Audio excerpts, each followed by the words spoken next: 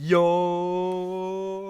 what's going on YouTube, and welcome to Gold Line Hockey. It's your boy Kevin Forte, and we are taking a look at my predictions for who will be the next Canadian team to win a Stanley Cup. We're going to be taking a look at that in this video. If you like what we're doing here at Gold Line Hockey, want to see the latest news around the NHL, guys, make sure to give this video a thumbs up and a subscribe down below, and let's take a look at who I think could win the Cup next north of the border.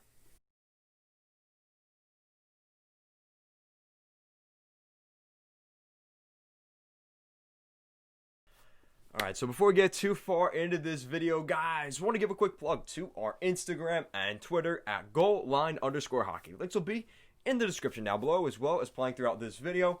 And make sure to check out our Patreon for a weekly podcast every Thursday night.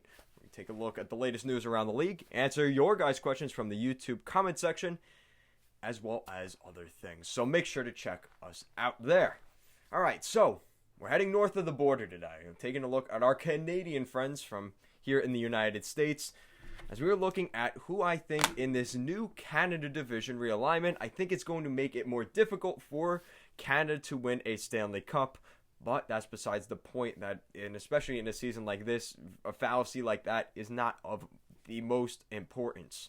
So it makes things more difficult for Canada to win a cup, because you've got potentially a situation where they take the top 2, maybe 4 teams from each division, and when you have all those teams, in that spot, at most 4 Canadian teams can make the playoffs, and I think that's going to be a situation where it's going to be just that much harder for Canada to win a cup. So we're going to be looking at all of these teams, and we're going to decide who I think is most likely to win a cup the soonest, and potentially this season. So we're going to start things off down at number 7. And this is the team that's least likely to win the Stanley Cup. That is the Ottawa Senators. I like what they did in the offseason. I like some of the moves they made, but I'm not sold on Matt Murray in between the pipes. I don't know about his injury history as well as his mental state right now as a goaltender. I think it's good that he moved out of Pittsburgh, but again, you got to prove to me that you're a good goaltender, and he has not done that recently. The defense did get better. Obviously, Eric Brandstrom and Thomas Chabot will be coming into their own this season, as well as guys like Max Loha and those other guys. It's just another step forward for the Senators team. Not to mention all the forwards that they added in the offseason. Guys like Evgeny Dadonov, a guy like Alex Galchenyuk, as well as at the giraffe floor where they picked up Tim Stuchla, who I think will be in the starting lineup this year for the Senators. So I think there's a lot of excitement for this team, but again, I think it's another year of that rebuild for the Senators as they continue to develop. And then I got another team here. At number 6, we've got the Winnipeg Jets. I know some of you may be shocked by me having them this low, but maybe not, based off of what happened last season. I think the goaltending is elite. I think as long as Connor Hellebuyck stays healthy, the Winnipeg Jets have as much a chance as anybody in the Canada division to get in the playoffs. But his health has been an issue, and the questions at forward and defense are still there. I like that they added Paul Stastny back down the middle, especially with a guy like Adam Lauer. Who's the guy that's injured right now? See, now I have to go check. But the Winnipeg Jets are missing one of their centers. It's going to kill me. I'm going to see it here. Where is he? I should have known this already, guys. My bad. Brian Little, he's out. So he's going to be out for most of this season likely. So adding Paul Stastny back was a must for the Jets. And they've got a lot of turnover over the next couple of years, because we're going to see Patrick Laine potentially leave the organization, if not before the beginning of the season. You still have guys like Matthew Perreault, final year of his deal. Lowry, Mason Appleton still there. Nate Thompson, Dominic Toninato, who was a former Nashville Predators draft pick. Jack Roslovic, who is still a restricted free agent right now. So there's a lot of questions still with this Winnipeg Jets team. But if a lot of these guys who are in a contract year, it could be a good thing for the Jets, as these guys are all trying to prove themselves for their next contract. And in a shortened 56-game season, that could be of benefit to the Winnipeg Jets. So we'll see what happens there with the Jets. Moving on to the Edmonton Oilers as we head to the Battle of Alberta. The upgrades in net were very minimal because they didn't change anything in between the pipes there in Edmonton. It will be Mikko Koskinen and Mike Smith once again in Edmonton, and I think that's going to really, really hurt them this season. The forward depth is deeper. I like Kyle Turris coming into the fold. I think they've made some adjustments there. Bringing back Jesse Puljujarvi, I think, is a good thing for the Edmonton Oilers, not for the Winnipeg Jets. Let's take a look at some of the other guys they added. I'm trying to remember. They added Kyle Turris. They brought back Jesse Puljujarvi. Another season of Kailer Yamamoto, who should be very exciting. They still have to re-sign Ethan Bear, adding Tyson Barrie on the blue line. I think that's more of a replacement, though, for Oscar Klefbom, who will miss most of this season with a shoulder. He recently had shoulder surgery. It's going to take a few months, possibly a couple months, to heal from that in rehab. So we probably aren't going to see Oscar Klefbom this season. So that's a tough thing there for the Edmonton Oilers. So that's why I have them this low. And that's really the difference between them and the Calgary Flames, who I have ahead of them at number 4.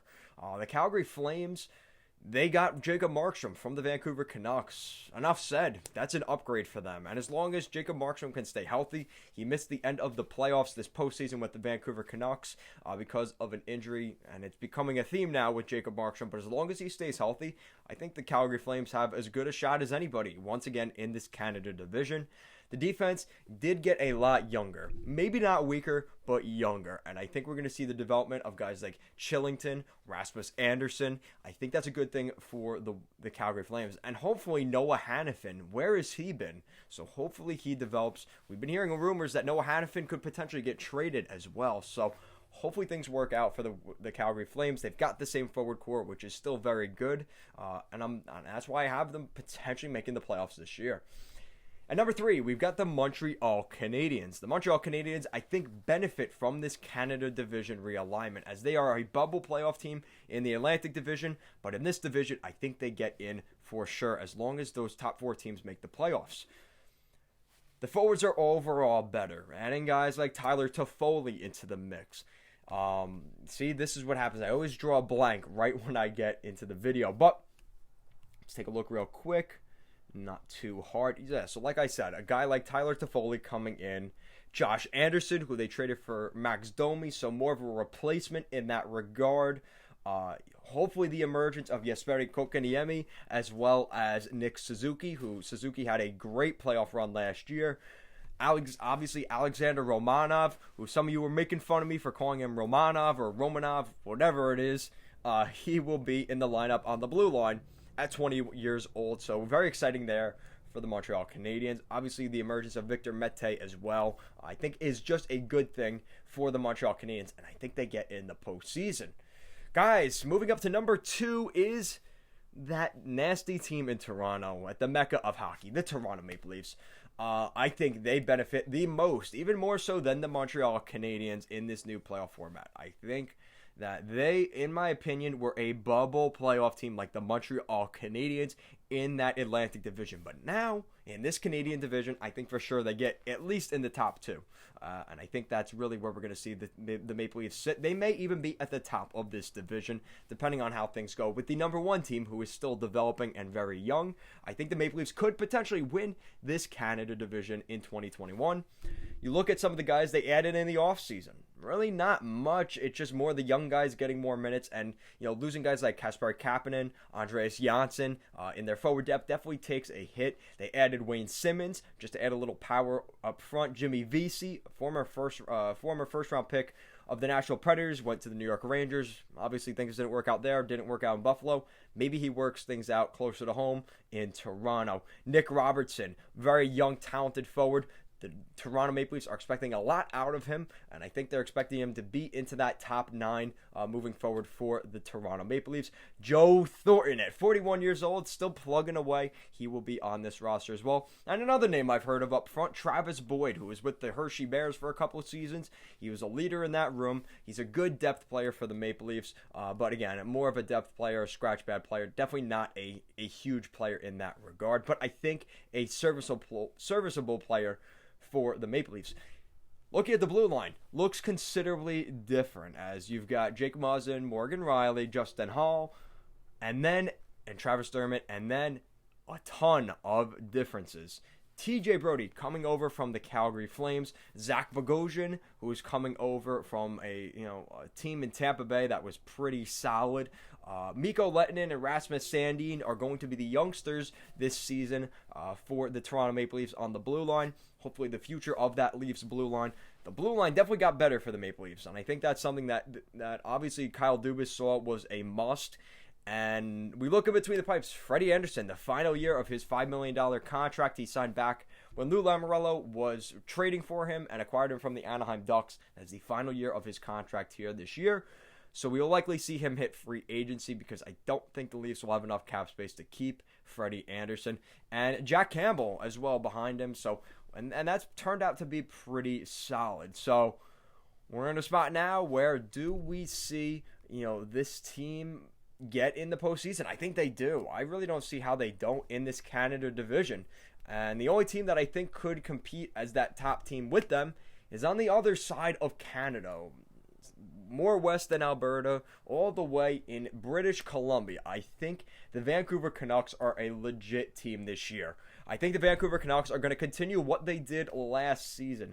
Obviously, the emergence of guys like Elias Pettersson really becoming a superstar in the NHL. Quinn Hughes on the blue line. I think this is a different Canucks team.